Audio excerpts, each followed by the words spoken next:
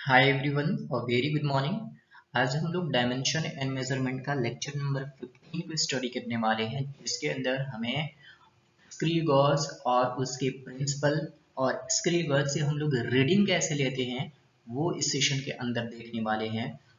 और उसके बाद तो यहाँ पे जैसे कि आप देख रहे होंगे कि ये हमारा जो ड्राइंग है, ये जो फिगर है वो किस चीज़ का है, स्क्रू गॉज का है। स्क्रू गॉज जो होता है, जो आप जनरली स्क्रू देखे होंगे, है ना, स्क्रू देखे होंगे जिसको आप नट बोल्ट भी यूज करते हो आप, जैसे कि है ना टाइट करना, है ना, आप लोगों ने बहुत स्क्रू टाइट किया होगा। ठीक है, तो एक्चुअली ये जो वही है स्क्रू, आप यहाँ पे इसको मूव कराओगे। देखो ये चीज जो है, ये चीज आप इसको क्लॉकवाइज या एंटी क्लॉकवाइज इसको मूव कराओगे, ये जो है ये पार्ट ये आगे की तरफ आएगा, है ना, क्या आएगा, ये आगे की तरफ आएगा। चलो ये सब जानने से पहले सबसे पहले हम लोग कंपोनेंट के बारे में समझ लेते हैं। देखो इसको बोला जाता है क्या चीज, स्टड। ये स्टड दिया हुआ है यहाँ पे, जैसे कि लिखा हुआ, ये है क्या चीज, स्क्रू। और ये जो डार्क शेडेड पार्ट है, जो बाहर वाला पार्ट, इसको स्पिंडल भी बोलते हैं। स्पिंडल, क्या बोलते हैं, स्पिंडल। ये जो मेन स्केल है, ये मेन स्केल के ये वाला जो लाइन है, ये वाला पार्ट, ये इसको बोलते हैं बेस लाइन या रिफरेंस लाइन। बेस लाइन या रिफरेंस लाइन, है ना, या रिफरेंस लाइन। और मेन स्केल को हम लोग कभी स्लीव भी बोलते हैं। यहाँ पे लिखा हुआ है स्लीव सिलेंडर, बट न्यूमेरिकल में ऐसा आएगा कि स्लीव, है ना, या स्केल। स्लीव का मतलब हाथ का जो बाही होता है ना, बाह, उसे बोलते हैं स्लीव, है ना, फुल टी शर्ट इस टाइप से, तो उसे बोलते हैं स्लीव। और यहाँ पे ये जो वाला जो है क्या है, नट है, ये यू फ्रेम मेटल फ्रेम होता है ये, ठीक है, जिसके अंदर ये वाला, ये मेटल फ्रेम है जिसके अंदर यहाँ पे आप ऑब्जेक्ट को रख दोगे, है ना, इसके अंदर ये वाला पार्ट, ये ऑब्जेक्ट को रख दोगे, ये आपको डायमीटर, इसका लेंथ वगैरह, उसका आप जो भी मेजर करना चाहते हो, बहुत थिन से थिन ऑब्जेक्ट को का ये डायमीटर मेजर करके हमें दे देता है। ठीक है, ओके, तो ये हमारा क्या है, नट है, हमने बोल दिया ये मेन स्केल है। ये वाला जो है, ये पार्ट जो है, ये सर्कुलर स्केल है ना, ये सर्कुलर स्केल है। सर्कुलर स्केल को कभी कभी थिम्बल भी बोला जाता है ना, थिम्बल, सर्कुलर सिलेंडर। ठीक है, हालांकि थिम्बल का ये वाला पार्ट है, थिम्बल जो सिलिंड्रिकल शेप में बना हुआ है। और ये जो ऑब्जेक्ट, ये लास्ट वाला जो है, इसको रैचेट बोलते हैं। रैचेट का काम क्या है, रैचेट का काम ये होता है कि यहाँ पे कोई ऑब्जेक्ट रख दिए, है ना, मान कि ये ऑब्जेक्ट इतने पतला है, ये ऑब्जेक्ट इतना पतला है ऐसा, तो ऑब्जेक्ट जब पतला है तो आपको इसको इस स्पिंडल और स्टड के थ्रू में पकड़ना है, तब तो आप मेजर कर पाओगे, है ना, हाथ से पकड़ के तो नहीं रख सकते। तो मान लो कि ये इतना पतला है, और उसके बाद इसका हमें ये वाला पार्ट मेजर करना है, ये वाला आगे लाना पड़ेगा। ठीक है ना, ये आगे लाना पड़ेगा क्योंकि ये मूव नहीं करता, स्टड तो मूव करेगा नहीं, तो ये वाला आगे, है ना, ये पार्ट आगे कैसे आएगा, जब आप इसको आगे ले जाओगे। जब आप इसको आगे ले जाओगे, देखो, जब आप इसको आगे ले जाओगे, मतलब ये पूरा यहाँ पे ऐसे टच हो जाएगा। ठीक है, पूरा यहाँ पे ऐसे टच हो जाएगा, और ये पार्ट इतना आगे हमको लाना पड़ेगा। तो आगे लाने के लिए हमको इसको क्लॉकवाइज क्या करना पड़ेगा, मूव कराना पड़ेगा। जब क्लॉकवाइज मूव करोगे तो ये आगे की तरफ आएगा। ठीक बात है। और वो एक रोटेशन में कितना आगे आएगा, जितना मेन स्केल का ये वाला रीडिंग है ना, मेन स्केल के बीच जितना ये गैप है, एक रोटेशन में उतना आगे आएगा। ठीक है, तो अगर ये आ गया, तो अब हम कैसे समझेंगे कि ये कंप्लीटली या अच्छे से टाइट हुआ या नहीं हुआ, वो हमें बताएगा रैचेट। रैचेट को एक बार घुमाओगे तो कर सा आवाज करेगा, है ना, या कर सा आवाज नहीं किया तो इसका मतलब ये अच्छे से टाइट नहीं हुआ है। जैसे ही ये रैचेट को आप घुमाओगे, है ना, ये रैचेट को आप घुमाओगे तो ये कर सा आवाज करेगा, देन समझ लेना ये टाइटली पैकअप हो गया, एंड देन आप उसके बाद इसका रीडिंग ले सकते हो। ठीक है, तो वो इतनी सारी चीजें समझ में आ गया होगा। देखो कंपोनेंट का दूसरा दूसरा नाम भी आप याद रख लेना, क्योंकि कहीं कहीं क्या होता है, न्यूमेरिकल में आपको मेन स्केल की जगह स्लीव दे देगा, इस टाइप से सर्कुलर स्केल की जगह थिम्बल इस टाइप से यूज कर लेता है, स्पिंडल फिंडल यूज कर लेता है ना। तो आप ये चीज हमेशा ध्यान देना कि स्पिंडल होता कहाँ पे है। ठीक है, ये स्क्रू का सबसे ये टॉप मोस्ट पार्ट जो है, सबसे एंडिंग पार्ट।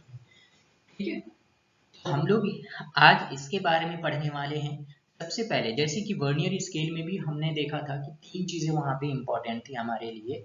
सबसे पहले क्या था, सबसे पहले हमारा था वहां पर लिस्ट काउंट। उसके बाद हमने देखा था जीरो एरर, जो कि positive and negative zero error था। And last one but not the least is, हम लोग देखे थे कि रीडिंग कैसे हमें लेना है ना, रीडिंग हमें, फाइनल रीडिंग हमें कैसे लेना है किसी भी ऑब्जेक्ट का।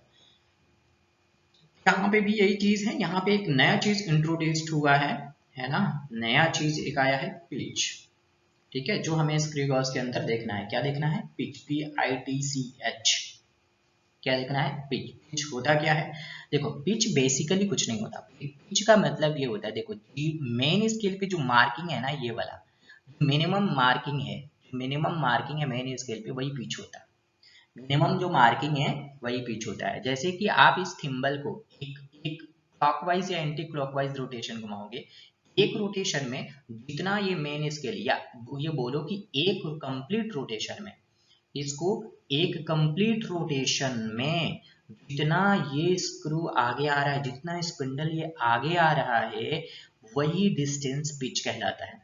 ठीक है, इसको और अच्छे से समझने वाले हैं हम, है ना। और वही डिस्टेंस आगे जब आएगा, ठीक है, जितना डिस्टेंस आगे आएगा, वो कितना डिस्टेंस आगे आएगा, जितना मेन स्केल पे मार्किंग किया हुआ है उतना डिस्टेंस वो आगे आएगा। तो बेसिकली पिच का एक डेफिनेशन होता है, हम लोग आगे देखने वाले हैं। So are you all ready, let's go for it. हम लोग देखने वाले हैं स्क्रू गॉस के, पहले स्क्रू को देखेंगे एंड देन स्क्रू गॉस। क्यों, क्योंकि स्क्रू गॉस जो है वो स्क्रू के प्रिंसिपल पे ही वर्क करता है। ठीक है, तो सबसे पहले जो प्रिंसिपल होता है स्क्रू का, वो क्या होता है वो समझ लेते हैं, सो दैट हमें स्क्रू गॉस का भी प्रिंसिपल समझ में आ जाएगा। ठीक है, तो प्रिंसिपल ऑफ स्क्रू होता है कि कोई भी, जैसे कि आप देखे होंगे स्क्रू पे थ्रेड बने होते हैं, क्या बने होते हैं, इस टाइप से थ्रेड बने होते हैं, है ना। प्रैक्टिकली यहाँ पे मैं शो नहीं कर सकता, है ना, थ्रेड बने होते हैं। अब देखो ये जो, ये वन थ्रेड मान लो, है ना, एक मिनट, मैं इसको और अच्छे से दिखाना चाहता हूँ। ठीक है, ये वन है, ये second, third, fourth, fifth, sixth, इस तरह से वो 7 8 9 10th है। ये वन थ्रेड और ये टू थ्रेड के बीच जो डिस्टेंस होता है वही 2 और 3, वही 3 और 4, और वही 4 और 5 के बीच डिस्टेंस है, 5 6 के बीच डिस्टेंस है। मतलब सभी जगह ये थ्रेड जो बने होते हैं वो सेम डिस्टेंस है।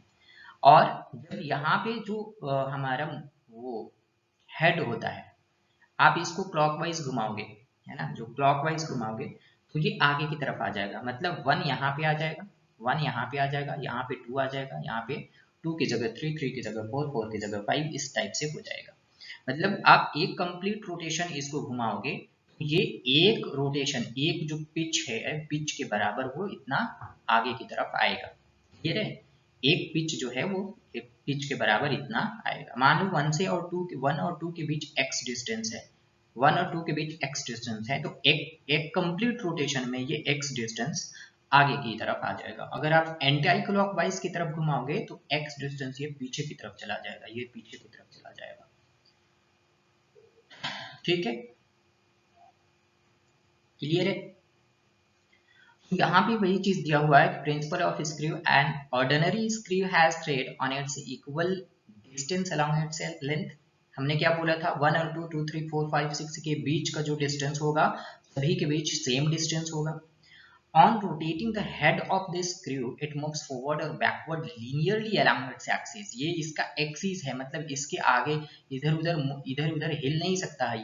ये जिस एक्सिस पे ये मूव कर रहा है वही एक्सिस है, along its axis। तो जैसे आप इसको एक कंप्लीट रोटेशन घुमाओगे, थोड़ा भी घुमाओगे, तो ये आगे और पीछे जा सकता है। डिपेंड करता है कि आप इस जो ये जो हेड जो है, इसके हेड जो है वो आप एंटी क्लॉकवाइज घुमा रहे हो या क्लॉकवाइज घुमा रहे हो। ठीक, अब linear distance which the screw moves in one round is equal to the distance between the two consecutive thread. This distance is the pitch of the screw. मैंने क्या बोला था कि ये जो लीनियर डिस्टेंस होता है 1 और 2 और 2 3 के बीच जो डिस्टेंस होता है ना, ये डिस्टेंस आगे की तरफ या पीछे की तरफ मूव करता है। कितना मूव करेगा? जितना दो थ्रेड के बीच का डिस्टेंस होगा, है ना। हमने क्या बोला था कि वही डिस्टेंस आगे की मूव करेगा। अगर आप इसको एक कंप्लीट रोटेशन घुमाओगे तो 1 और 2 या 2 और 3 के बीच जो डिस्टेंस होगा उतना ही डिस्टेंस के बराबर ये आगे की तरफ या पीछे की तरफ मूव करेगा, और जो पार्ट मूव करेगा वही उसका पिच कहलाता है, वही उस स्क्रू का पिच कहलाता है। जनरली जो स्क्रू का पिच होता है वो 1 मिलीमीटर और 0.5 मिलीमीटर होता है। इसका मतलब ये है कि आप इस हेड को एक कंप्लीट रोटेशन घुमाओगे, इसका मतलब ये है ये हेड को एक कंप्लीट रोटेशन घुमाओगे तो ये आगे या पीछे की तरफ 1 मिलीमीटर, अगर इसके बीच का डिस्टेंस 1 मिलीमीटर है 1 और 2 और 2 3 कंसेक्यूटिव थ्रेड के बीच अगर 1 मिलीमीटर का डिस्टेंस है तो ये 1 मिलीमीटर आगे पीछे जाएगा, या 0.5 मिलीमीटर का डिस्टेंस है तो वो 0.5 मिलीमीटर आगे पीछे जाएगा। क्लियर आ रही बात? तो पिच का यहाँ पे फॉर्मूला हमने दिया है कि पिच क्या होता है, distance moved by the thimble on the main scale. हमने देखो थिम्बल है ना, and which is divided by number of rotation of the thimble. इस टाइप से आप निकाल सकते हो। ठीक है, ये स्क्रू का पिच निकालने का फॉर्मूला है। अब यहाँ पे जैसे क्या मेंशन था कि हेड स्केल क्या होता है, तो देखो हेड स्केल जनरली क्या होता है, स्क्रू के ऊपर हेड स्केल होता है उसके ऊपर जनरली 50 डिवीजन से 50 डिवीजन या 100 डिवीजन, है ना, होता है, उसी को हम लोग सर्कुलर या हेड स्केल बोलते हैं। लिस्ट काउंट निकालने का तरीका ये है स्क्रू का कि क्या बोल रहा है यार, list count of screw is distance moved by along its axis bye rotating the circular scale by 1 division. तो एक कंप्लीट रोटेशन में जो स्क्रू जितना आगे मूव करता है, जितना डिस्टेंस आगे या पीछे मूव करता है, सर्कुलर स्केल को जब आप एक कंप्लीट रोटेट कराओगे, जैसे कि मान लो कि इस टाइप से आप स्क्रू समझ लो कि ये स्क्रू है ना, ये स्क्रू है, ठीक है, और इस पे इस टाइप से थ्रेड बना हुआ। तो इस वाले पार्ट को, है ना, किसको, इस वाले पार्ट को जैसे आप घुमाओगे, इस वाले पार्ट को आप अगर घुमाते हो, ठीक है, इस वाले पार्ट को ये क्लॉकवाइज या एंटी क्लॉकवाइज घुमाओगे तो ये आगे की तरफ जाएगा, अगर क्लॉकवाइज घुमाओगे तो आगे की तरफ जाएगा, एंटी क्लॉकवाइज घुमाओगे तो पीछे की तरफ चला जाएगा। तो ये आप इसको जब आप एक कंप्लीट रोटेशन घुमाओगे, है ना, तो जितना ये थ्रेड के बीच डिस्टेंस है उतने ही थ्रेड के बीच के डिस्टेंस को बराबर ही आगे पीछे जाएगा, और इसी को हम लोग, है ना, क्या बोलते हैं, पिच कहते हैं। और जितना इस कंप्लीट रोटेशन में, जैसे सर्कुलर स्केल पे अगर 100 डिवीजन है मान लेते हैं, ये सर्कुलर स्केल है और 100 डिवीजन है मान लेते हैं, ये सर्कुलर है और मान लेते हैं 100 डिवीजन है, और जो इसका पिच का डिस्टेंस है ना, जो इसका पिच का डिस्टेंस है वही मिनिमम डिस्टेंस हम मेजर कर पाएंगे। मान लो कि ये समझ लो कि यहाँ पे क्या हो रहा है, यहाँ पे देखो, है ना, यहाँ पे देखो, यहाँ पे देखो कि ये हमारे पास मेन स्केल और ये जो है ये सर्कुलर स्केल है ना, इस टाइप से ये सर्कुलर स्केल। तो ये सर्कुलर स्केल और ये मेन स्केल दोनों का कंबाइंड ऑपरेशन होता है किसी भी ऑब्जेक्ट को मेजरमेंट करना। तो यहाँ पे है कि इस पे भी डिवीजन होते हैं 0 1 2 3 4 5, है ना, 0 1 2 3 4 5 इस तरह से नीचे भी होते हैं, है ना, मान लेते हैं नीचे 99 ये 100 इस टाइप से शो, यहाँ पे भी होते हैं, यहाँ पे मान लो 0 1 2 3 4 5 इस टाइप से मेंशन कर ले। ये एक कंप्लीट रोटेशन में तो इतना मेजरमेंट करके हमें देगा, एक कंप्लीट रोटेशन में ये डिस्टेंस मेजरमेंट करके देगा। क्योंकि हमने क्या पढ़ा है कि एक सर्कुलर स्केल को आप अगर एक कंप्लीट रोटेशन घुमाते हो तो ये इतना आगे या पीछे जाएगा, पिच के बराबर। तो क्या इसका मेन डिस्टेंस, इसका जो क्या बोलते हैं, इसका जो मिनिमम मेजरमेंट है क्या इतना ही है?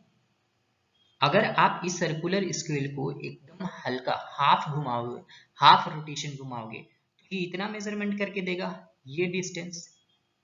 तो क्या इस स्क्रू गेज का मिनिमम मेजरमेंट ये है? नहीं। अगर मान लो कि इस सर्कुलर स्केल को, है ना, इस सर्कुलर स्केल को आप 1/4, 1/10, 1/100 घुमाते हो, तो मतलब ये जो मिनिमम डिस्टेंस हमें देगा, ये जो मिनिमम डिस्टेंस हमें देगा वो इस डिस्टेंस का 100 पार्ट देगा। कितने? मान लो कि ये डिस्टेंस 1 मिलीमीटर है, तो 1 मिलीमीटर का 100 पार्ट, इस 100 पार्ट्स हमें मिनिमम मेजरमेंट करके देगा। और मिनिमम मेजरमेंट को हम लोग क्या बोलते हैं? लिस्ट काउंट बोलते हैं। क्लियर है? मिनिमम मेजरमेंट को हम लोग क्या बोलते हैं? किसी भी इंस्ट्रूमेंट का मिनिमम मेजरमेंट उसका लिस्ट काउंट कहलाता है। ठीक है, ठीक है। लिस्ट काउंट स्क्रू का क्या होता है? Distance moved along the axis by it in rotating the circular scale by 1 division. ठीक है। और we can say least count is pitch of screw, जो पिच है that is 1 millimetre, and divided by total number of division on circular scale. Total number इस scale पे, इस circular scale पे जो भी होगा वो 50 भी हो सकता है, 100 भी हो सकता है, 1000 भी हो सकता है, इट डिपेंड्स, है ना, किसी किसी केस में। तो इस टाइप से हम लोग लिस्ट काउंट निकालते हैं। तो टोटल जो कंप्लीट रीडिंग होगा स्क्रू के अंदर, क्या MSR, है ना, main scale reading before circular scale, जो इससे पहले, है ना, जो भी, जो जैसे सर्कुलर स्केल यहाँ पे है, मेन स्केल रीडिंग ये हो जाएगा 5, है ना। उसके बाद सर्कुलर स्केल रीडिंग जो इस बेस लाइन के साथ कॉइंसाइड कर रहा है वो रीडिंग, इनटू में लिस्ट काउंट, जो भी हमारा लिस्ट काउंट होगा यहाँ पे, है ना, 0.01 मिलीमीटर होगा। किसी केस में अलग हो सकता है, किसी केस में अलग हो सकता है। ठीक है, ये हमें समझना पड़ेगा न्यूमेरिकल में क्या दिया हुआ है। ठीक है ना। यहाँ पे डिवीजन हमें देखना पड़ता है कि सर्कुलर स्केल पे कितने डिवीजन है, उसके हिसाब से यहाँ पे लिस्ट काउंट निकाला जाता है। क्लियर है? आगे बढ़ते हैं। तो ये सारा चीज जो था हमारा स्क्रू के बारे में था। अब जो यहाँ पे स्क्रू के बारे में पढ़े वो चीज याद रखना, क्योंकि ये चीज स्क्रू गॉस में काम आने वाला है। जो बेसिक फंडा है वो स्क्रू तुम्हें समझा दिया। अब स्क्रू गॉस में यही बेसिक फंडा हम यूज करेंगे। लिस्ट काउंट सब चीज एकदम हूबहू ऐसा ही है ना, सब चीज। क्योंकि स्क्रू गॉस जो है ना वो स्क्रू के प्रिंसिपल पे ही वर्क करता है। तो इतनी समझ लेना कि जो हम लोग लिस्ट काउंट या पिच को देखेंगे वो स्क्रू गॉस में भी सेम होगा। ठीक है। अब यहाँ पे कुछ स्पेशल केस ये दिया हुआ है, स्पेशल केस ये दिया हुआ है कि अगर डिफरेंट डिफरेंट रोटेशन में डिफरेंट डिफरेंट डिवीजन दिया हुआ है सर्कुलर स्केल का, तो हम उसका लिस्ट काउंट कैसे निकालेंगे। जैसे कि यहाँ पे फर्स्ट केस में हमने मेंशन किया, फर्स्ट केस में दिया हुआ है क्या कि अगर स्क्रू मूव्स 1 मिलीमीटर इन 1 रोटेशन, एक कंप्लीट रोटेशन में कितना मूव कर रहा है, एक कंप्लीट रोटेशन में, है ना, कितना, 1 मिलीमीटर डिस्टेंस ट्रैवल कर रहा है, and it has 100 division on circular scale. Circular scale division कितना है, 100। सो एक कंप्लीट रोटेशन में 1 मिलीमीटर, इसको क्या बोलते हैं, ये बोलते हैं, इसको बोलते हैं pitch. And circular scale division कितना है, 100। तो यहां से तो कंप्लीटली आप अच्छे से क्या निकाल सकते हो, least count, pitch divided by number of circular scale division. यही था ना फॉर्मूला, total number of circular scale division. तो number of circular scale division, यहां से आप क्या निकाल सकते हो, pitch 1 millimetre by 100, that is 0.01 millimetre, क्या हो जाएगा, लिस्ट काउंट।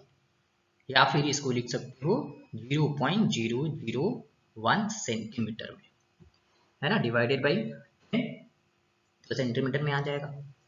और इसके बाद यहाँ पे फिर से मेंशन किया है कि मान लो कि 1 मिलीमीटर है ना 2 रोटेशन में मूव कर रहा है, तो क्या उसको पिच बोलेंगे? नहीं, क्योंकि 2 रोटेशन का यहाँ पर कोई मतलब नहीं है। ठीक है, एक रोटेशन में कितना मूव कर रहा है वो बताओ हमें, है ना, उसको बोलते हैं पिच। हम 2 रोटेशन क्यों? तो 2 रोटेशन के बेसिस पे हम क्या करेंगे, हम एक रोटेशन में कितना मूव कर रहा है वो निकालने की कोशिश करेंगे। तो 2 कंप्लीट रोटेशन में बोल रहा है कि 1 mm डिस्टेंस मूव कर रहा है, तो एक कंप्लीट रोटेशन में कितना करेगा ये हमें निकालना पड़ेगा।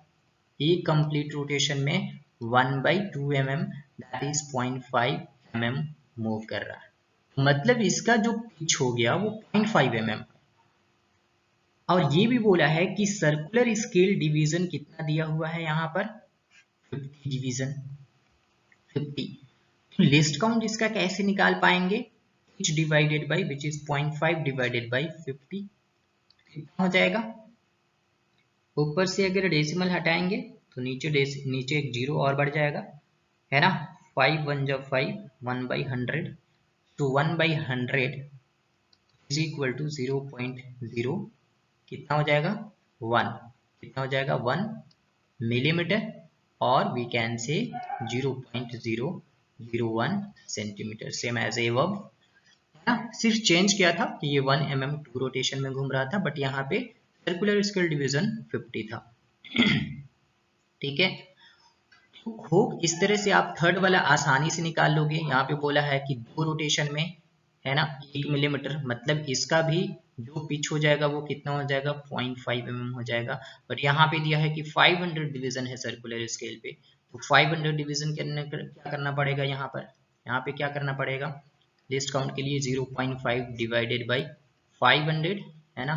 तो एक और जीरो बढ़ जाएगा क्योंकि ऊपर से डेसिमल हम हटा रहे हैं, 500 की जगह 5000 हो जाएगा, मीन्स 1/1000 हो जाएगा, 1/1000, तो कितना हो जाएगा 0.001 mm, 0.001 mm। ठीक है, या फिर इसको आप बोल सकते हो कितना 1 माइक्रोमीटर, माइक्रोमीटर में। ठीक है, आई बात समझ में,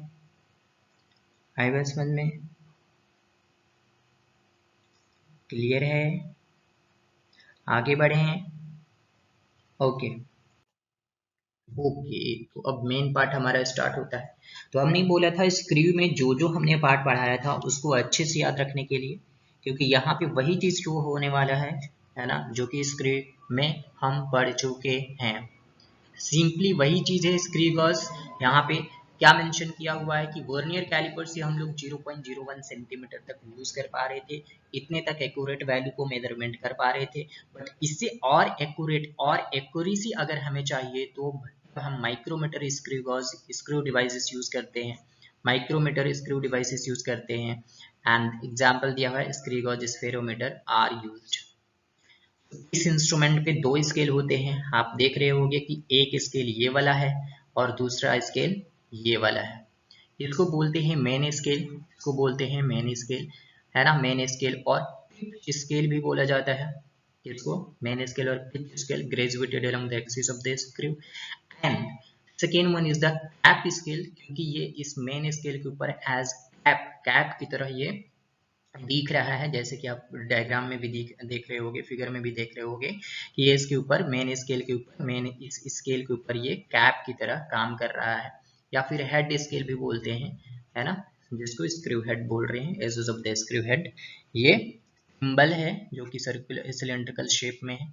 और मेन स्केल को स्लीव भी बोलते हैं, है ना, इसको स्पिंडल बोलते हैं, जैसे कि हमने स्क्रू वाले में भी पार्ट में भी दिखाया था, स्पिंडल बोलते हैं। ठीक है, तो ये बेसिक डायग्राम, बेसिक फिगर है, यहाँ पे आप देख लो। रैचेट का काम क्या होता है ये हमने स्क्रू में ही समझा दिया था। ठीक है, क्लियर है। ये अलग से डायग्राम दिया है पिच और ये स्क्रू का। पिच क्यों होता है, पिच क्या होता है, जो मेन स्केल पे मार्किंग होता है, ये वाला पार्ट। है ना। या फिर ये बोल लो कि सर्कुलर स्केल एक कंप्लीट रोटेशन, सर्कुलर स्केल को जब आप एक कंप्लीट रोटेशन कराओगे, सर्कुलर स्केल को आप एक कंप्लीट रोटेशन कराओगे तो जितना ये मेन स्केल आगे की तरफ जाएगा वही उसका स्क्रू गॉस का पिच कहलाता है, वही स्क्रू गॉस का पिच कहलाता है। ठीक है, बेसिक डायग्राम हम ऑलरेडी डिस्कस कर चुके हैं। आगे बढ़ते हैं। तो प्रोसीजर क्या है, हमें जो स्क्रू गॉस की हेल्प से हमें रीडिंग होते हैं उसका प्रोसीजर क्या है, उसका प्रोसीजर। तो सबसे पहले हम क्या चीज, लिस्ट काउंट निकालते हैं। इंस्ट्रूमेंट का क्या निकालते हैं, लिस्ट काउंट। कैसे निकलता था least count, is equal to क्या, कैसे निकलता था, pitch divided by number of circular scale division, circular scale division, है ना, ऐसे ही निकाल देते हैं सर्कुलर स्केल डिवीजन। उसके बाद ये जब लिस्ट काउंट हमने निकाल लिया तब वहां पे देखो, जैसे ही आपके पास स्क्रू गॉज आ रहा है आप उसके हेल्प से बिना किसी मेजरमेंट का आप उसको क्या निकाल सकते हो, लिस्ट काउंट निकाल सकते हो। आप पिच देख लो, मैंने स्केल पे मार्किंग क्या दिया हुआ है वो पिच हो जाएगा। Total number of division count कर लो सर्कुलर स्केल पे, ये दो इंस्ट्रूमेंट आने के बाद ही तुरंत पता चल जाएगा। तो ये चीज एक कर लो। दूसरी चीज आता है मेजरमेंट की। मेजरमेंट इन द सेंस कि आप जिस ऑब्जेक्ट को मेजरमेंट करना चाहते हो वो ऑब्जेक्ट को आप स्पिंडल और स्टड के बीच में फंसाओगे, है ना। Hold the object whose measurement is to be made directly between the stud and tip of the screw, जिसको स्पिंडल बोलते हैं। यही था ना भाई। देखो यू फ्रेम, यू जो मेटल फ्रेम था, ये स्क्रू है, ये इसके ऊपर बना हुआ है क्या चीज, स्पिंडल, और ये इधर क्या था, स्टड था, है ना। ये स्पिंडल और ये स्टड था, है ना, ये स्पिंडल और ये स्टड है। तो स्टड और स्पिंडल के बीच या टिप ऑफ द स्क्रू के बीच आप ऑब्जेक्ट को क्या करोगे, फंसाओगे। फंसाने के लिए आपको क्या करना पड़ेगा, रोटेशन, है ना, एक रोटेशन करना पड़ेगा। जितने रोटेशन करने के बाद मान लो ऑब्जेक्ट फंस गया, उसके बाद आपको रीडिंग लेना है। जब ऑब्जेक्ट फिर फंस गया, फंस जाने के बाद आप क्या लोगे, मेन स्केल डिवीजन का रीडिंग, है ना। MSR का वैल्यू आप नोट डाउन करोगे, जितने के बाद वो फंस गया, जो फंस जाने के बाद जो MSR का वैल्यू दिख रहा है हमें, और MSR का वैल्यू कब लेना है, just before the edge of the circular scale is noted as. Circular scale का जो बेसलाइन कॉइंसाइड कर रहा है उससे पहले, सर्कुलर स्केल जहां है उससे पहले का रीडिंग जो होता है वो MSR का होता है, मेन स्केल रीडिंग होता है। उसके बाद हमें लेना है CSR का। तो CSR कैसे लेते हैं, value of circular scale division coinciding with the reference line. Main scale पे जो बेस लाइन बने होते हैं ना, मेन स्केल पे जो बेस लाइन बने होते हैं, देखो ये क्या है ये क्या है सर्कुलर स्केल, ये क्या है सर्कुलर स्केल, ये क्या है मेन स्केल। मान लो कि इसका ये 5 है ना, इसका सर्कुलर स्केल का 5 है, ठीक है। सर्कुलर स्केल का क्या है, 5 है, और ये इसका 0 1 2 3 4 5। तो ये इसका 0 1 2 3 4 इस एम में, ये सर्कुलर स्केल से पहले क्या है, देखो ये सर्कुलर स्केल से पहले कितने डिवीजन, कितने मेन स्केल पे 5 है। तो पहले हम क्या लेंगे, MSR का वैल्यू कितना हो जाएगा, ये MSR का वैल्यू। उसके बाद ये बेस लाइन भी है मेन स्केल का, ये वाला जो पार्ट है वो क्या है, बेस लाइन है, ये बेस लाइन है। बेस लाइन के साथ मेन जो सर्कुलर स्केल का है कौन सा पार्ट कॉइंसाइड कर रहा है, 5 कर रहा है, तो मैं 5 ले लूंगा, है ना। मतलब MSR प्लस ये CSR है जो कि 5 है, 5 at CSR, 5 at CSR into में लिस्ट काउंट। तो लिस्ट काउंट तो आप पहले निकाल लिए हो, ये ऑब्जेक्ट का टोटल मेजरमेंट कहलाता है, ये ऑब्जर्व मेजरमेंट कहलाता है। ये जो आपने ऑब्जर्व किया, जो आपने एक्सपेरिमेंट के बेसिस पे ऑब्जर्व किया, ये कंप्लीट ऑब्जर्व्ड मेजरमेंट कहलाता है। इस तरह से हम लोग निकालते हैं। मतलब 5 + 5 इंटू लिस्ट काउंट हो जाएगा, 5 + 5 इंटू लिस्ट काउंट हो जाएगा, ठीक है। हाँ, बट ये रीडिंग कब का है, ये रीडिंग तब का है जब यहाँ पे कोई भी जीरो एरर नहीं है।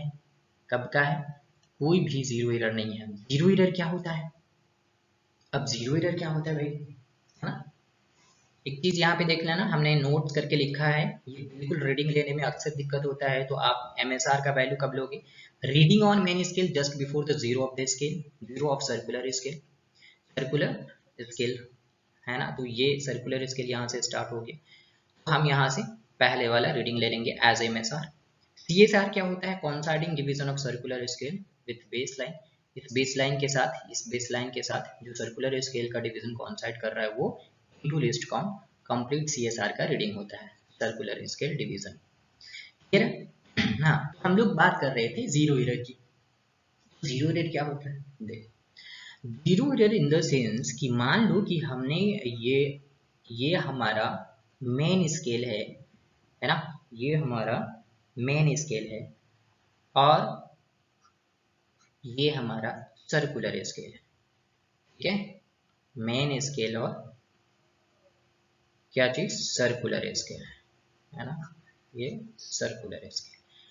तो जीरो इसका यहाँ पे है मेन स्केल का, है ना, और और और सर्कुलर स्केल का भी जीरो यहाँ पे है। बहुत कम केस में होता है, ध्यान रखना, जब कहीं पे इंस्ट्रूमेंट बहुत दिनों तक रख दिया जाता है ना, रख देते हो ना, यूज नहीं करते, ज्यादा दिनों तक यूज किए हुए हो जाते हैं, तो उसमें जंक लग जाते हैं, और जिसकी वजह से ये जीरो और इसके जीरो एक साथ कॉन्साइड नहीं करता, इसका जीरो और ये जीरो एक साथ कॉन्साइड नहीं होता।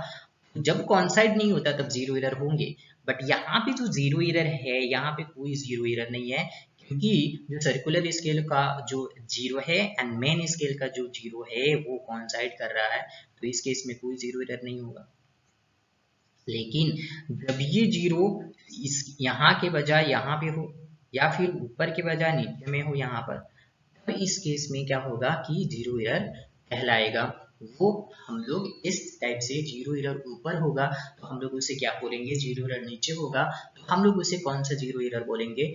इन बेसिस पे जीरो एरर को दो पार्ट में डिवाइड किया गया है, पहला होता है पॉजिटिव जीरो एरर एंड दूसरा होता है नेगेटिव जीरो एरर। तो सबसे पहले जीरो एरर क्या होता है देख लो, when the stud and tip of the screw gauge are made to come in contact, जब आप पूरे कंप्लीट, ये कंप्लीट रोटेशन देखो, आप कंप्लीट रोटेशन कराओगे तो ये पूरा पैकअप हो जाएगा।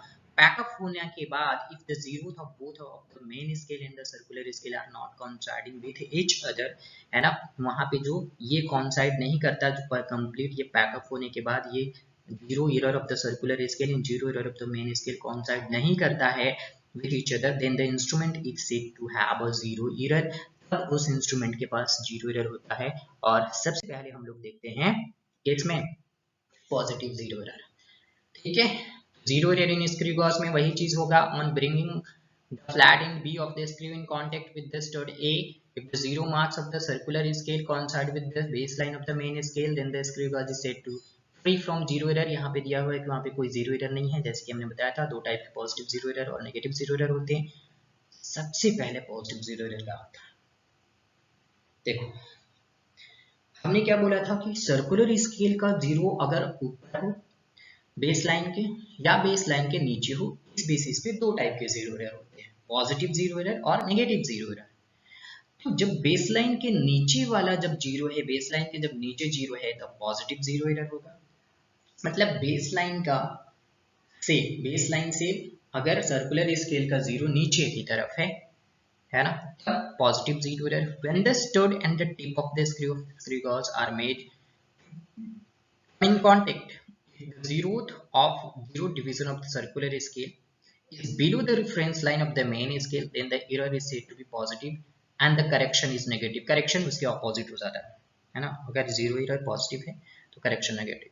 अब यहाँ पे मेंशन क्या है कि if n is the circular scale division coinciding with the index line of the main scale, तो n यहाँ पे कितना है 5 which is coinciding with the index line of the main scale, है ना, इसके साथ coincide कर रहा है, ठीक है ना। then the zero error will be what, n into least count, so zero error क्या हो जाएगा n into least count, है ना, और जो करेक्शन होगा, और करेक्शन क्या हो जाएगा minus n into least count। ये हो गया हमारा करेक्शन और ये हो गया हमारा जीरो एरर। n कौन साइड कर रहा है, सो 5 इंटू, मान लो कि 100 डिवीजन है, कितना 100 डिवीजन है और मेन स्केल का जो रीडिंग है वो जो पिच है वो 1 मिलीमीटर है। तो 1 बाई लिस्ट काउंट क्या हो जाएगा 1 by 100 mm which is 5 into 0.01 mm और ये 0.05 mm क्या हो जाएगा 0.05 mm क्या हो जाएगा बोलो जीरो एरर क्या हो जाएगा इसका जीरो एरर। तो रेफरेंस लाइन से जो सर्कुलर स्केल है ये रेफरेंस लाइन से सर्कुलर स्केल का जो जीरो है वो नीचे की तरफ है तो इस केस में क्या हो गया ये positive zero error positive zero error. Correction के टाइम क्या करेंगे जो भी हमारा रीडिंग होगा उससे हम पॉजिटिव जीरो एरर को क्या करेंगे जो भी हमारा जो MSR होगा plus CSR into list count होगा माइनस जीरो एरर क्या करेंगे जीरो एरर। ये हमारा complete measurement with zero error हो जाएगा। ठीक है आगे बढ़ते हैं और देखते हैं नेगेटिव जीरो एरर क्या होता है। नेगेटिव जीरो एरर में वही जीरो कहाँ पे हो जाएगा बेस लाइन के ऊपर। कहाँ पे हो जाएगा बेस लाइन के ऊपर। सर्कुलर स्केल का जीरो बेस लाइन के ऊपर इंडेक्स लाइन या रेफरेंस लाइन के ऊपर ऑफ द मेन स्केल। ठीक है so when the stud and the tip of the screw gauge are made come in contact if the zeroth division of the circular scale ये देखो zeroth division है circular scale का is above the reference line of the main scale। ये reference line है ये reference line है तो zero of the circular scale कहाँ है above of this reference line it's said to be negative and correction is positive। Negative zero error ये होता है। सेम चीज यहाँ पे है if n is the circular scale is division coinciding with the index line of the main scale then so zero error इस case में negative zero error. देखो जिसको वर्नियर कैलिपर्स वाला एरर निकालने का तरीका मालूम होगा तो उसको यहाँ पे कोई कंफ्यूजन नहीं होगा। जो प्रीवियस सेशन नहीं देखा वो प्लीज आप देख लो यूट्यूब पे डाला हुआ है already.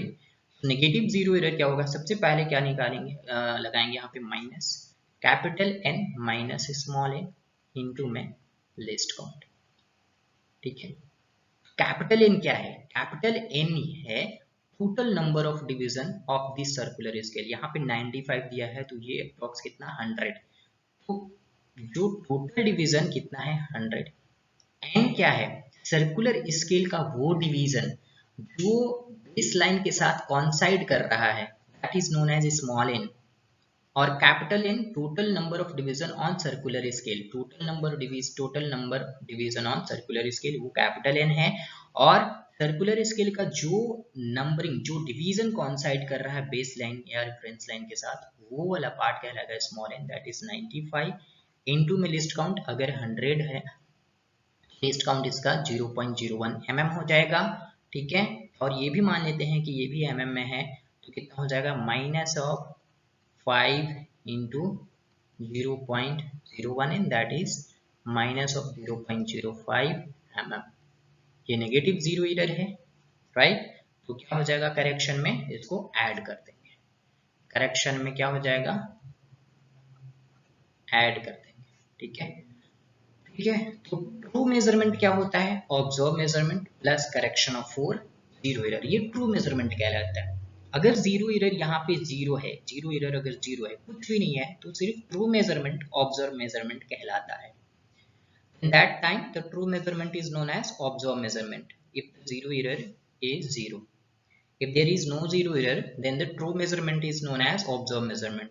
If the zero error is present then the true measurement is equal to observed measurement plus correction for zero error whether it can be positive or negative। ठीक है क्लियर है ना। Observe measurement is MSR plus CSR into list count जो हम लोग बिना zero error का किए आ रहे हैं that is known as observe measurement. बिना जीरो एरर का जो किए आ रहे हैं उसको ऑब्जर्व मेजरमेंट और जो जीरो एरर के साथ जो हम लोग करने वाले हैं वो ट्रू मेजरमेंट। तो होप यहाँ तक सभी को समझ में आया होगा। हम लोग न्यूमेरिकल भी देखेंगे इस पे और ये ये जो 15 लेक्चर हम लोग कर रहे हैं डायमेंशन एंड मेजरमेंट का, ये लास्ट लेक्चर नहीं है। हम लोग एक दो लेक्चर और देखेंगे, वो लेक्चर एक भी हो सकता है उसके बाद, इसके बाद, है ना, क्योंकि हम न्यूमेरिकल अच्छे अच्छे न्यूमेरिकल लेके आएंगे, सारी जितने पूरे चैप्टर पे न्यूमेरिकल लेकर आएंगे। जो टॉपिक वाइज है उस पे हम लेक्चर यहाँ पे उस पे हम न्यूमेरिकल लेकर आएंगे, जो कि बोर्ड वाले को भी इजी हो और जो जेईई मेंस नीट के लिए भी है उनके लिए भी अच्छा हो, है ना, जो ओलंपियाड के लिए भी ऑब्वियसली उनके लिए भी। ठीक है, तो आगे बढ़ते हैं और देखें हम लोग, है ना। अच्छा, हमारे पास एक एरर भी था, बैकलैश एरर क्या होता है ना, इसके बाद हमें न्यूमेरिकल करना है। ओके, तो बैकलैश एरर क्या होता है? जनरली ये स्क्रू गॉज या वर्नियर कैलिपर्स में आपको देखने को मिल जाएगा, ठीक है, कि जब उसका आप देखोगे कि आप स्क्रू को घुमा रहे हो, जिसको बोलते हैं ना फ्री हो जाना, स्क्रू फ्री हो गया, टाइट नहीं हो रहा है, that is known as backlash error ना। बहुत दिन से रखा हुआ है या बहुत दिन से उसमें रखे रखे उसमें जंग लग गया है, तो सही से नहीं यूज हो पा नहीं यूज कर पा रहे हो आप उसको, मतलब एरर है उसके अंदर, उसी को बैकलैश एरर भी बोलते हैं। क्या है, when the sense of rotation of the screw is suddenly changed, the screw head may rotate, but the screw itself may not move forward or backward। आप घुमाए जा रहे हो बट वो ना आगे जा रहा है ना पीछे आ रहा है भाई। इसका मतलब क्या है? इसका मतलब ये है कि वो फ्री हो गया, हम लोग बोलते हैं, है ना, रूलर लैंग्वेज में क्या बोलते हैं कि वो फ्री हो गया है। दूसरा हम स्क्रू लाओ एंड देन उसको टाइट करते हैं हम लोग, ठीक है, तो उसी को बोलते हैं backlash error. The scale reading में change even if the actual movement of the screw, this is known as the backlash error. Obviously जब आपका एरर शो कर रहा है तो स्केल रीडिंग तो चेंज हो ही जाएगा। रीजन क्या होता है? This is due to loose fitting of the screw. हमने क्या बोला? फ्री हो गया, यहाँ पे मेंशन है this error is due to loose fitting, या फिर wear and tear of threading due to prolonged use of the screw। बहुत लंबे समय से आप उसे यूज नहीं किए हो या तो टाइट कर दिए हो कम्प्लीटली और वो फिर बहुत दिनों के बाद उसे खोला जा रहा है, तो क्या होता है कभी कभी खोलते खोलते क्या होता है ना कि आप पीटते हो उसमें, क्या करते हो, ये करते हो वो उसे ओपन करने के लिए, खोलने के लिए, बट वो क्या होता है वैसे करते करते वो फ्री हो जाता है ना, खराब हो जाता है, जिसको ये रीजन होता है मेनली बैकलैश एरर का। अगर हमें रिड्यूस करना है तो क्या बोला है, दिस रिड्यूस दिस, है ना, कैसे? Screw must always be rotated in same direction for a particular set of observation, है ना, कंप्लीट एक बहुत ऑब्जर्वेशन तक आप 2-3 बार उसको एक ही डायरेक्शन में घुमाने की कोशिश करो, हो सकता है वो रिड्यूस हो जाए, है ना। नहीं तो हम लोग क्या करते हैं कि वो एक उसको क्लॉकवाइज, एक बार उसको क्लॉकवाइज घुमाते हैं, फिर एंटी क्लॉकवाइज घुमाते हैं, अरे इधर से नहीं खुल रहा है फिर क्लॉकवाइज घुमाओ, अरे उधर से नहीं खुल रहा है एंटी क्लॉकवाइज घुमाओ, तो इस तरह से वो फिर खराब हो जाता है, ठीक है। तो रिड्यूस अगर करना है तो हमें उसे सेम डायरेक्शन में पर्टिकुलर सेट ऑफ ऑब्जर्वेशन तक कंप्लीट, है ना, घुमाते घुमाते रहना है कंटिन्यूअसली, ठीक है, मतलब दोनों डायरेक्शन में नहीं करना है, एक किसी डायरेक्शन में आप घुमाओ, है ना। जनरली जो ओपन करने का जो जनरल रूल है वो एंटी क्लॉकवाइज में है ना, ओपन करने का। हम लोग स्क्रू का ये वर्किंग प्रिंसिपल है, वर्किंग स्क्रू किस बेसिस पे वर्क करता है कि एंटी क्लॉकवाइज जब घुमाते हैं तो वो खुलता है, जब क्लॉकवाइज जब घुमाते हैं वो तो क्या होता है, वो बंद होता है, ठीक है। ओके, तो ये backlash error, reason for backlash error क्या होता है, हाउ टू रिड्यूस, कैसे करते हैं इसको रिड्यूस, ये हमने देख लिया। आते हैं इसके बाद। ओके, फर्स्ट न्यूमेरिकल है और बहुत ही इजी न्यूमेरिकल है। बोला है कि pitch of screw is 0.5 mm and the head scale is divided in 100 part, what is the least count of the screw? क्या है least count का फॉर्मूला, है ना। pitch of the screw gauge is 0.5, मतलब जो मैन स्केल पे जो distance, main scale पे जो मार्किंग सिस्टम है वो कितना है, वो कितना है 0.5 mm का, कितना है 0.5 mm का, और सर्कुलर स्केल पे जो डिवीजन बने हुए हैं कितने हैं 100 डिवीजन, है ना, और ये डिस्टेंस कितना है 0.5, मतलब एक कंप्लीट रोटेशन आप सर्कुलर स्केल को घुमाते हो तो 0.5 mm डायरेक्ट क्लॉकवाइज की डायरेक्शन में अगर घुमाते हो तो 0.5 mm आगे की तरफ आएगा। तो least count is equal to pitch divided by number of CST, है ना, नंबर ऑफ CST, पिच कितना है 0.5 mm divided by 100 is equal to 5 divided by 1000 हो जाएगा ये, है ना, तो 5 2 1/200, ठीक है। कितना हो रहा है 1/200 होगा 1/200 mm में, और 1/200 mm जब आप करोगे है ना तो कितना आंसर आएगा हमारे पास 1/200 में 0.05 mm कितना होगा 0.05 mm इसका लिस्ट काउंट हो जाएगा। ठीक है, क्या हो जाएगा 0.05 इसका लिस्ट काउंट हो जाएगा, है ना। कितना हो जाएगा 0.05 इसका लिस्ट काउंट हो जाएगा। देखो आप 0.5 को 100 से डिवाइड करोगे तो 0.5 ऊपर में डेसिमल हटाने के लिए नीचे एक्स्ट्रा जीरो लाना पड़ेगा, 2000 हो जाएगा 5/1000, 5 2 10, 1/200 हो गया, तो इसका आंसर 0.005 आएगा।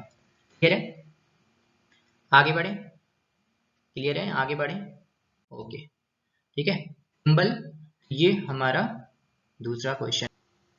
तो ये हमारा सेकंड क्वेश्चन में क्या बोल रहा है, thimble of a screw gauge has 50 division. देखो यहाँ पे थिम्बल यूज कर लिया, मैंने इसलिए बोला था कि आप दूसरा नाम भी, सेकंड नाम भी उसका याद रखना, original name with nickname, है ना, हर किसी का निक नेम होता है, तो आप उसको याद रखना। यहाँ पे मेंशन क्या किया, thimble of a screw gauge has 50 division. Thimble का मतलब क्या, circular scale. Spindle advance 1 millimetre, spindle कितना आगे जा रहा है 1 millimetre. When the screw is turned through 2 revolution, ha ha ha ha, what is 2 revolution, यहाँ पे दे दिया 2 revolution, क्या करोगे आप।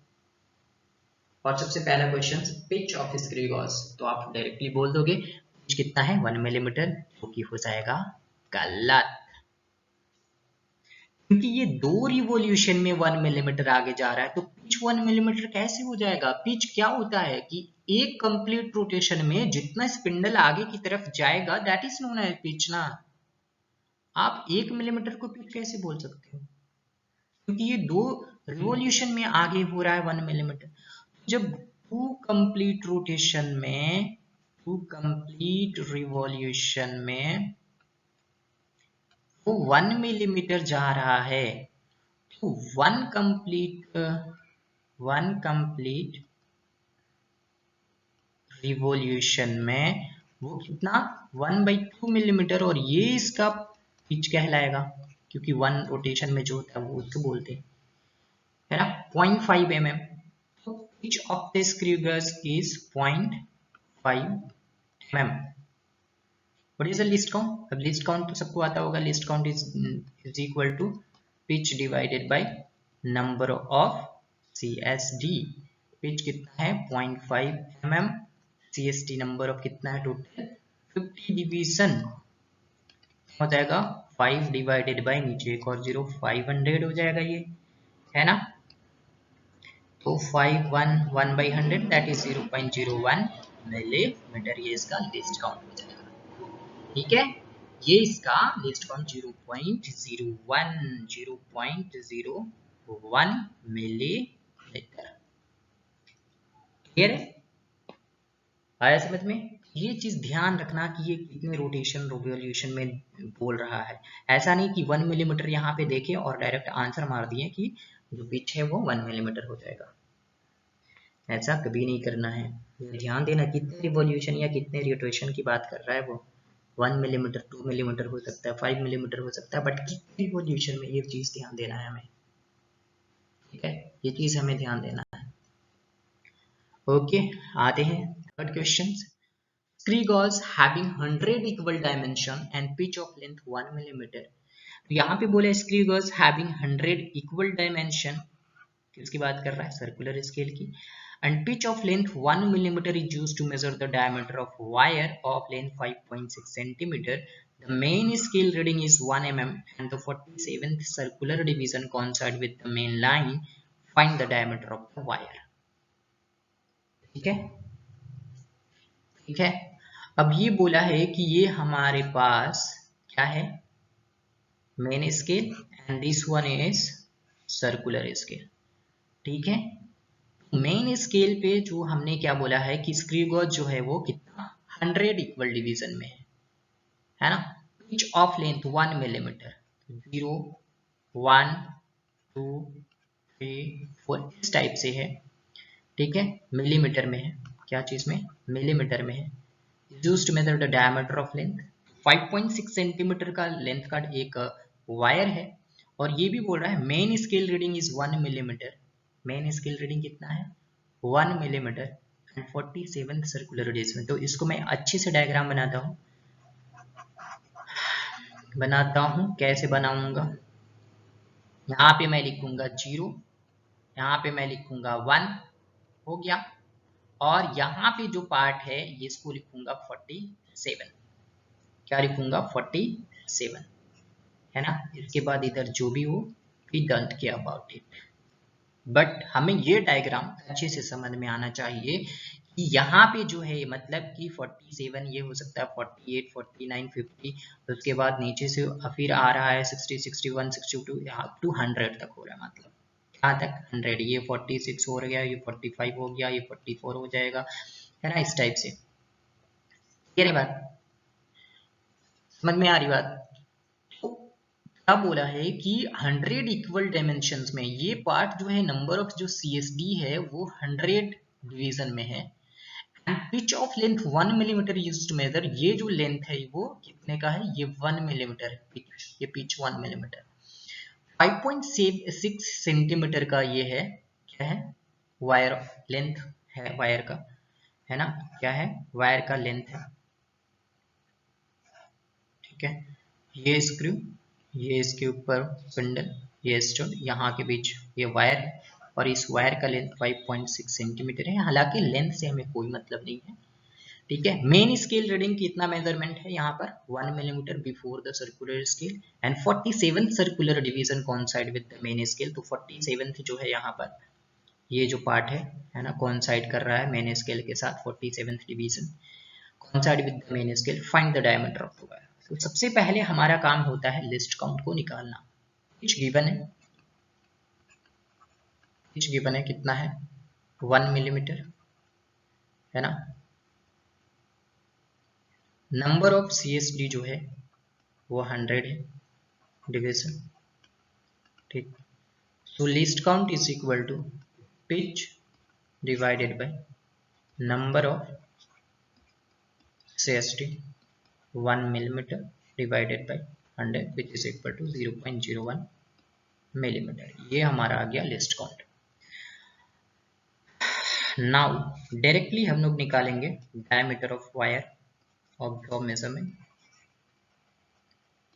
है ना, डायमीटर ऑफ वायर क्या हो जाएगा, main scale reading MSR plus circular scale reading into list count. कोई जीरो एरर यहाँ पे नहीं है, तो हम यहाँ पे नो जीरो एरर, यहाँ पे जीरो एरर क्या है, जीरो एरर क्या है, जीरो, है ना।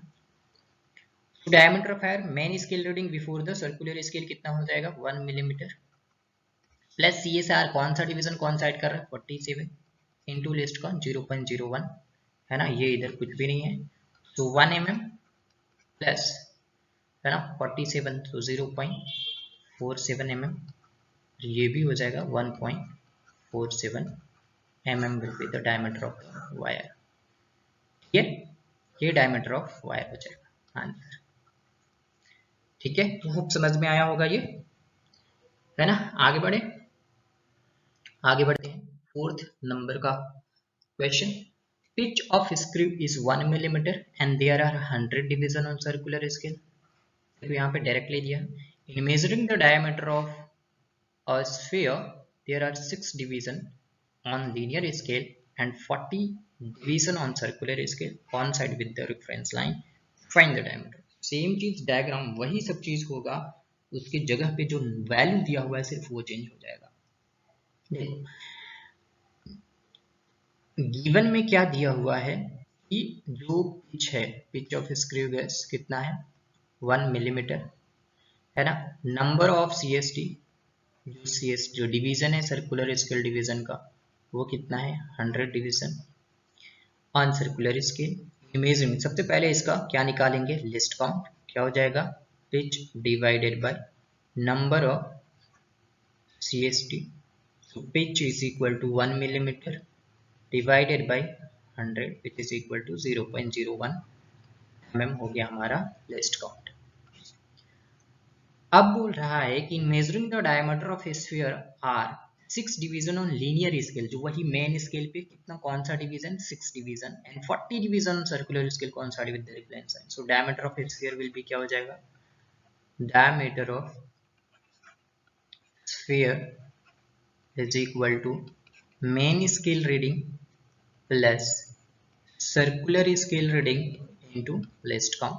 main scale reading क्या बोला है कि there are 6 division on the linear scale, मतलब main scale 6 division and 40 division on circular scale कौन साइड कर रहा है 40 division, और क्या हिसाब से least count होता है 0.01 है ना। तो 6 प्लस कितना हो जाएगा 0.4, ये 6.4 millimeter will be the answer for this question। ठीक है, इतने क्लियर हो रहा है या कहीं पे कंफ्यूजन है, क्लियर हो रहा है या कहीं पे कंफ्यूजन है ना। 40 इंटू 0.01 है ना, 40 इंटू 0.01 कितना आ जाएगा 0.4, ऐड करेंगे इसके साथ 6.4 mm will be the total diameter of the sphere। ठीक है, ठीक है, आगे बढ़े। ओके, ये इस सेशन का last numerical. Pitch of screw gauge is 1 millimetre and there are 100 division on circular scale when a faces A and B are just touching H without putting, वही faces A and B जो बोला है stud और spindle की बात किया है यहाँ पर, anything between the stud 32nd division of circular scale below its zero coincide with the reference line when a glass plate is placed between the stud।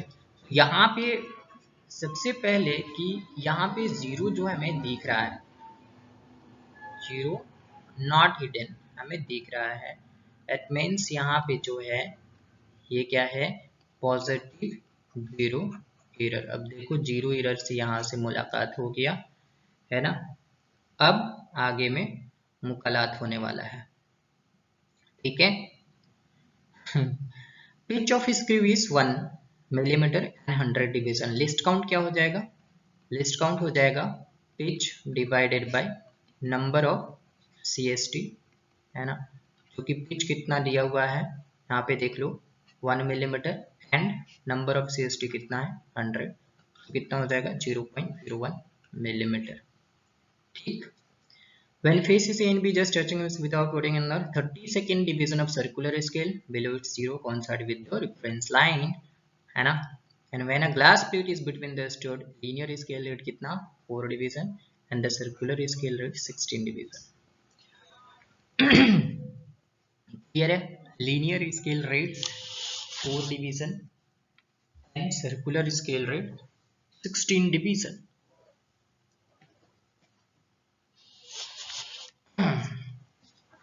ठीक है, then find the thickness of the glass plate। zero of linear is not hidden from circular scale, ये देखो mention भी किया है, zero of linear is not hidden from circular scale when A and B touches each other। भाई बताओ what will be the answer for this question। कौन कौन बनाएगा इसे, कौन कौन बनाने वाला है इससे, कौन कौन इसको बनाएगा,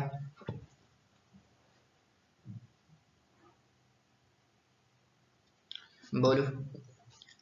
अब यहाँ पे जब मेंशन किया है कि without putting anything between the stud 32nd division of circular scale coincide with the reference line है ना, and 4 division and circular scale, तो जो हमारे पास देखो पहले ही बोला है 30 division of the circular scale बिना कुछ उसके अंदर पुट किए हुए है ना, बिना कुछ उसके अंदर पुट किए हुए।